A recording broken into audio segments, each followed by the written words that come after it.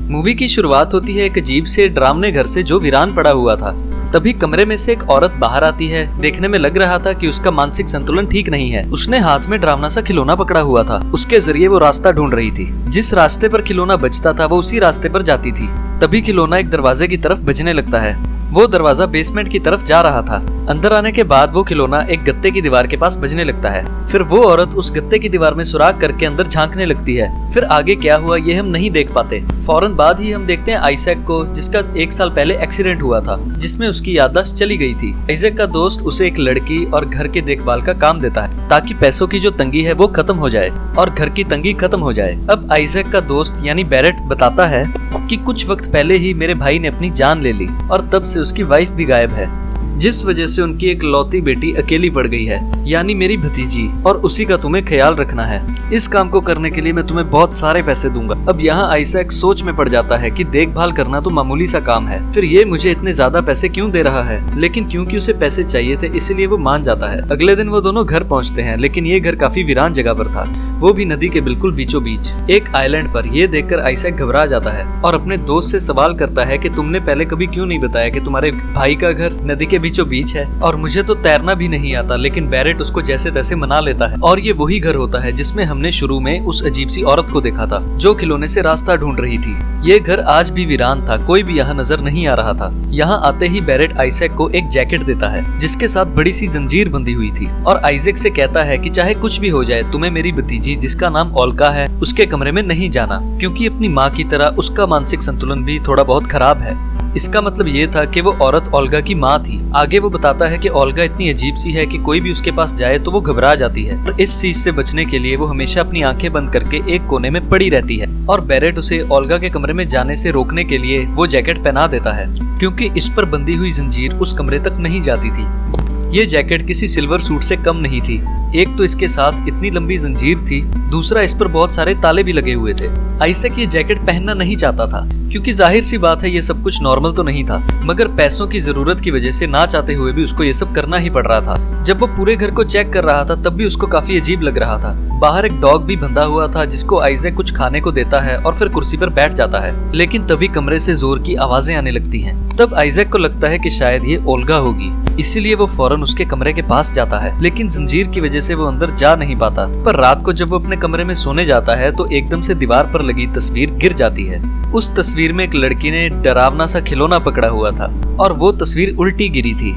लेकिन थोड़ी देर बाद वो खुद ब खुद सीधी हो जाती है और उस सीनरी में जो लड़की थी उसकी आंखें भी काफी खुल जाती हैं। जो पहले नॉर्मल थी अब वो काफी भयानक दिखने लगती है। ये देखकर आइजैक काफी डरने लगता है।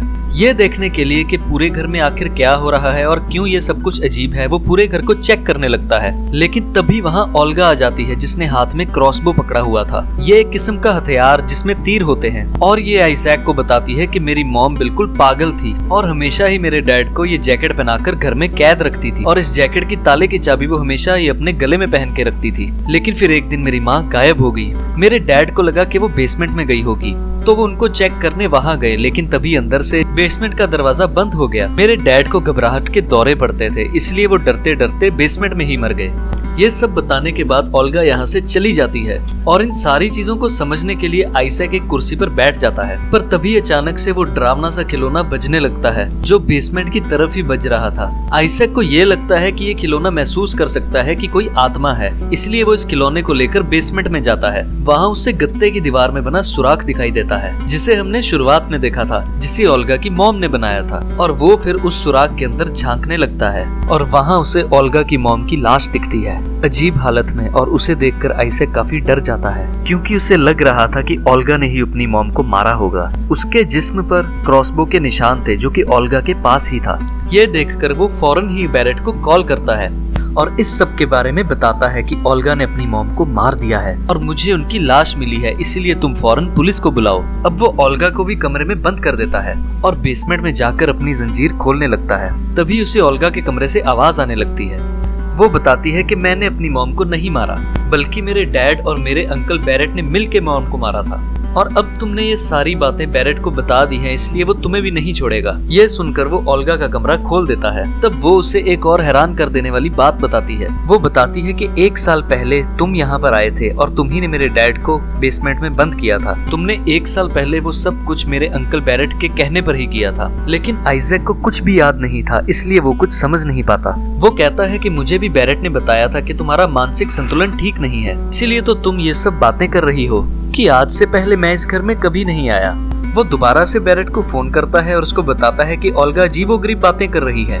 लेकिन बैरेट उल्टा ओल्गा को फोन कर बताता है कि तुम्हारे माँ बाप के साथ जो कुछ भी हुआ वो मैंने नहीं बल्कि आइजैक ने किया है। ये सुनते ही आइजैक काफी हैरान होता है और ओल्गा से कहता है कि मैंने कुछ नहीं किया और ना ही मैंने तुम्हारे माँ बाप को मारा है, और अगर फिर भी तुम्हें लगता है कि मैंने ये सब कुछ किया है तो तुम अब भी पुलिस को बुला सकती हो। मगर वो ऐसा नहीं करती। अब आइजैक बेसमेंट में चला जाता है ताकि वो अपनी जैकेट में लगी जंजीर को खोल सके, लेकिन वो उस जंजीर को नहीं खोल पाता। अब वो उस सुराग के जरिए ओल्गा के कमरे में पड़ी चाबी को चुराने की कोशिश करता है, लेकिन ओल्गा उसे देख लेती है और गुस्से में उसकी उंगली तोड़ देती है। इस वजह से आइजैक को काफी तकलीफ होती है। वो इन चीजों से परेशान होकर अपने कमरे में बैठा हुआ था। अभी उसे अखबार में ओल्गा के माँ के गायब होने की खबर दिखती है। वो देखता है कि सच में ओल्गा की माँ ने अपने गले में चाबी पहनी हुई है, जिसके बारे में ओल्गा ने बताया भी था। फिर आइजैक बेसमेंट में जाता है और ओल्गा के माँ के गले से चाबी लेने की कोशिश करता है।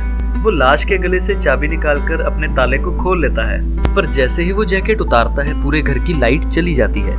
फिर वो ओल्गा के कमरे में आकर उसका क्रॉसबो ले लेता है और जैकेट को जबरदस्ती ओल्गा को पहना देता है। तभी आइजैक को अपनी पुरानी जैकेट दिखती है, जिसको देखकर वो काफी हैरान हो जाता है और सोचने लगता है कि मेरी जैकेट यहाँ क्या कर रही है। और तभी उसे गुजरे हुए वक्त की एक बात याद आती है, जिसमें वो देखता है कि बैरेट ने ही ओल्गा के डैडी को मारने का काम दिया था।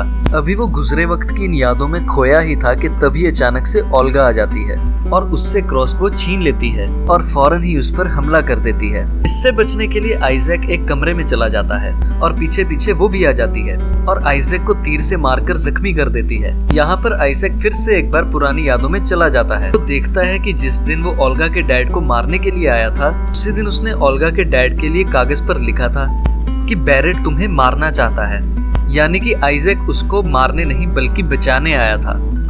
आइजैक बेसमेंट की तरफ बढ़ता है और देखता है कि बेसमेंट का दरवाजा पहले से ही किसी ने बंद कर दिया था, पर फिर भी वो जैसे तैसे दरवाजा खोलकर अंदर आ जाता है और वो देखता है कि ओल्गा के डैड काफी बुरी हालत में हैं। उनकी हालत इतनी खराब थी कि आइजैक तो दंग रह जाता है, डर कर वहाँ से भाग जाता है। उतनी ही देर में बैरेट भी यहाँ पर आ जाता है और आइजैक से पूछता है क्या तुमने अपना काम कर दिया था, जिस पर वो कहता है कि मैं तो अपना काम करने यानी कि ओल्गा के डैड को मारने के लिए गया था, मगर दरवाजा अंदर से बंद था। अब बैरेट के हाथ में वो कागज लग जाता है जिस पर आइजैक ने ओल्गा के डैड के लिए लिखा था कि बैरेट आपको मारना चाहता है। बैरेट को पता लग चुका था कि घर में और कोई तो है नहीं, तो ये हरकत आइजैक ने ही की होगी। बैरेट को आइजैक पर काफी गुस्सा आता है, लेकिन वो ये बात आइजैक को महसूस होने नहीं देता कि उसे पता चल गया है कि किसने लिखा है। बैरेट को शक भी होता है कि कहीं इसने पुलिस को तो नहीं ये सब बता दिया, इसीलिए वो बहाना करके घर से बाहर चला जाता है। लेकिन वो कहीं नहीं गया था बल्कि वहीं पर ही छुपा हुआ था। लेकिन जब रात को आइजैक छत पर था तब पीछे से बैरेट आकर उसको धक्का दे देता है और उसको गिरा देता है। दरअसल यही वो हादसा था जिसकी वजह से आइजैक की याददाश्त गई थी। अब ये सारी बातें याद आते ही मौजूदा वक्त में उसकी याददाश्त वापस आ चुकी थी। इसके बाद आइजैक घर से भागने लगता है, पर रास्ते में उसको ओल्गा की माँ की आत्मा दिखाई देती है और वो उसे डराने की कोशिश करती है, जिससे डरकर वो चिल्लाने लगता है और उसी कमरे में आ जाता है जहाँ पर ओल्गा की माँ की लाश थी। अब आइजैक गत्ते की उस दीवार को काटने लगता है, मगर साथ ही उसके वो लाश पड़ी हुई थी जिसको देखकर वो घबरा रहा था, क्योंकि उस लाश की आंखें खुली हुई थी और वो अजीब तरह से मुस्कुरा रही थी। इसीलिए वो लाश के मुंह पर अपनी टोपी पहना देता है, लेकिन उसकी टोपी में सुराख हो जाता है और अब भी वो लाश उस छेद से आइजैक को ही देख रही थी घूर कर, और ये देखकर आइजैक को डर लगने लगता है। लेकिन तभी वहाँ पर ओल्गा आ जाती है, अपनी मॉम की लाश से क्रॉसबो का तीर निकाल देती है। उतनी ही देर में यहाँ पर बैरेट पहुँच जाता है और पूछता है कि आइजैक कहाँ पे है, जो कि दीवार की दूसरी तरफ छुपा हुआ था, और ओल्गा उसे कहती है कि उसको मैंने अपने कमरे में बंद कर दिया है। लेकिन बैरेट को पता चल जाता है कि आइजैक दीवार के उस पार छुपा हुआ है, यानी गत्ते वाली दीवार के पीछे। इसलिए वो उस दीवार को तोड़ने लगता है ताकि वो आइजैक को वहाँ से निकाल सके। मगर पीछे से ओल्गा वो क्रॉसबो उस पर चला देती है और वो तीर बैरेट की कमर पर लगता है। इसके बाद वो बेसमेंट को बंद करके वहाँ से चली जाती है जहाँ पर आइजैक और बैरेट दोनों थे।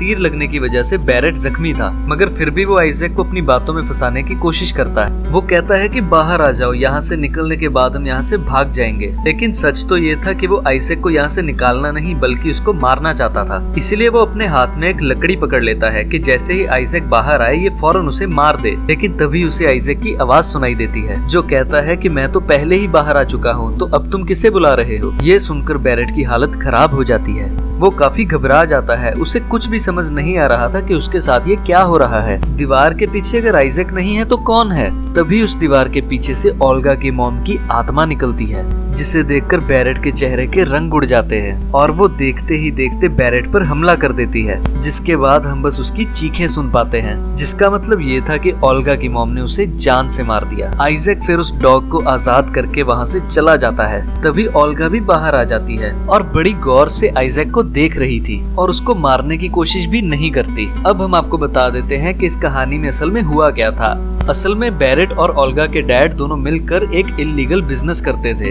उनके इस बिजनेस के बारे में ओल्गा की माँ को नहीं पता होता, लेकिन जैसे ही उसे भनक लगती है वो अपनी हस्बैंड पर काफी गुस्सा करती है और आगे से उसका हस्बैंड कोई गलत काम ना करे इसलिए वो उसे जैकेट से बंद करके रखती थी। लेकिन ओल्गा के फादर को जैसे भी करके ये बिजनेस चलाना ही था और उसको बिल्कुल भी पसंद नहीं था कि उसकी वाइफ उस पर ऐसे रोक टोक करे, और इसीलिए ओल्गा के डैड और बैरेट ने मिलकर ओल्गा की मॉम की जान ले ली। उनकी लाश को हमेशा के लिए बेसमेंट में छुपा दिया और हर तरफ ये अफवाह फैला दी कि उसकी मॉम कहीं गायब हो गई है। लेकिन फिर अपना बदला लेने के लिए ओल्गा की मॉम की आत्मा उसके डैड को परेशान करने लगी, जिससे वो पागल होने लगे और फिर अपने आप को बेसमेंट में बंद करके उसने अपनी जान ले ली। क्योंकि जैसा आपको पहले बताया था कि बेसमेंट का दरवाजा अंदर से बंद था जब आइजैक ने उसे चेक किया था। लेकिन साथ ही बैरेट ने ओल्गा के डैड को अपने रास्ते से हटाने के लिए आइजैक को चुना, पर आइजैक को ओल्गा के डैड पर तरस आता है क्योंकि बैरेट ये जान गया था कि आइजैक ओल्गा के बाप को बचाना चाहता है, इसलिए उसने आइजैक को दूसरी बार वहां पर फिर भेज दिया था ताकि मानसिक संतुलन खोई हुई ओल्गा उसे गुनहगार समझकर मार दे। मगर ओल्गा की माँ की आत्मा ओल्गा के बाप को मारकर और बैरेट को मारकर अपना बदला पूरा कर लेती है और आइजैक और ओल्गा अंत में बच जाते हैं। यहीं पर फिल्म समाप्त हो जाती है। ऐसे और रिकैप्स देखने के लिए एसएन मूवी रिकैप्स को लाइक करें और सब्सक्राइब करें और बेल बटन दबाएं। Bye bye.